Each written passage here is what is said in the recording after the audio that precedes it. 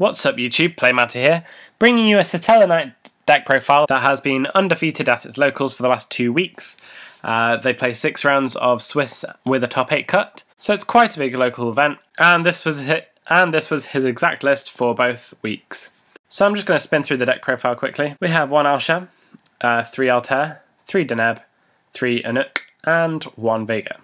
That's it for the monsters. Then there's Book of Moon, Dark Hole, 3 MST, 3 Duality, 2 Rota, 2 Soul Charge for the spells. And with the traps we have Bottomless Trap Hole, 3 Call of the Haunted, Compulse, Dimensional Prison, 2 Fiendish Chain, 1 Solemn Warning, 3 Stellar Nova Alpha, Torrential Tribute, 3 Vantage Emptiness, and 2 Wiretap. We'll move on to the side. We have 3 Veilith, 3 Maxi, 1 D-Fissure, 2 Soul Release, 1 Chain Disappearance, 1 Full House, 2 Mind Crush, 1 Soul Drain, and a 3rd Wiretap. And in the extra we have Dweller, Castell, Constellar Omega, Daigusto Emerald, Diamond Direwolf, Evil Swarm Exciting Knight, Gaga Cowboy, Salad Tonarark, Ragnar Zero, Black Ship of Corn, Rapstein Berserk, Heartland Draco, Starliege Paladin Dynamo, and 2 Delta Rose. Okay, so I asked him what his favourite card in the extra deck was, and in his side deck, and why. And he said Starliege Paladin Dynamo for the extra deck. With the play Summon Alsham, burn for 1,000, then attack over something with Starlige's effect for an easy 3,000 damage in total, which can be really huge. And for his side deck he said it would have to be Full House. He says it in most games where he's going first, and it's a completely game-winning card if you draw it, as people are not being particularly safe with their back rows with Heavy Storm gone. I then asked if he played any Mirrors or Shaddoll or Bending Abyss matches. He said he hadn't played any Mirrors, but he played against Shaddoll a few times and Bending Abyss a few times. Bending Abyss he finds easy because he has access to so much burn damage and Dweller easily. He says Shaddoll is a hard matchup, but found that just by attacking with the monsters and using back row, you can win without getting into the extra deck. Ryan Goodwin is of course known for top 64ing Euros this year with Chainburn. So my biggest question was, will you be playing a deck at YCS London that is not Chainburn? And his answer was, banless permitting, yes. Which I thought was really cool because I've seen him play Chainburn at pretty much every event, every big event that we've attended together. Any banless thoughts or a wish list?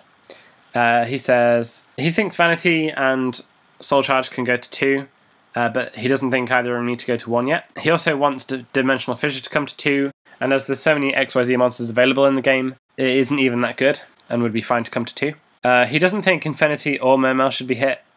He feels that they promote good players to make those decks actually good. I asked him about his tournament matchups, and he said over the tournaments he's come up against Noble Knight, Pendulum, Gravekeeper, Bujin, Shaddoll, Bending Abyss, Infinity, Lightswarm, and Mermail.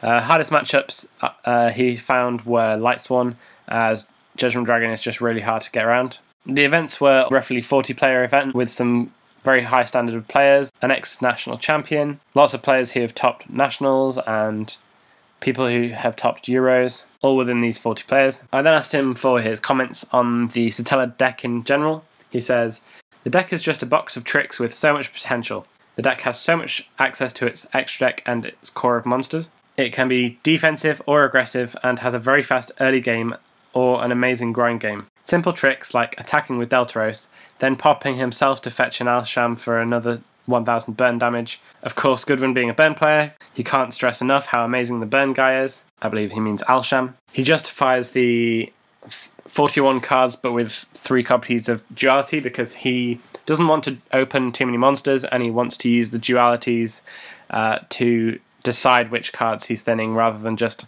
thinning the deck by playing 1 less card, and he wants to choose which cards he has to defend or be aggressive with. He says Duality is amazing for the early game. 3 MST, 2 Wiretap give the deck a bit... 3 MST and 2 Wiretap make the deck play a bit faster because there's so many floodgate cards and cards that can stop it and give you a lot more leeway to be more aggressive. His decision with Fiendish over Breakthrough was because if he has Vanity's Emptiness up, then the Satellarknights are all fairly small, and the Fiendish can stop an attack from getting rid of the Vanity. And the attack stop is very useful. He plays one Deprison because it's a very effective card, and he plays Bottomless and Torrential because it allows you to back up when you go for your aggressive plays. So for example against Shaddoll, they can't just summon a Winder because it's not big enough to get over his XYZ monster, so they have to go for things that are vulnerable to Bottomless, Trap Hole and Torrential Tribute. So yeah, that's his deck profiles with some insight into what he thinks and feels about the deck. I hope you've enjoyed this video. If you did, please subscribe, give us a great big thumbs up, and stay tuned for my next video. Playmatter, signing out.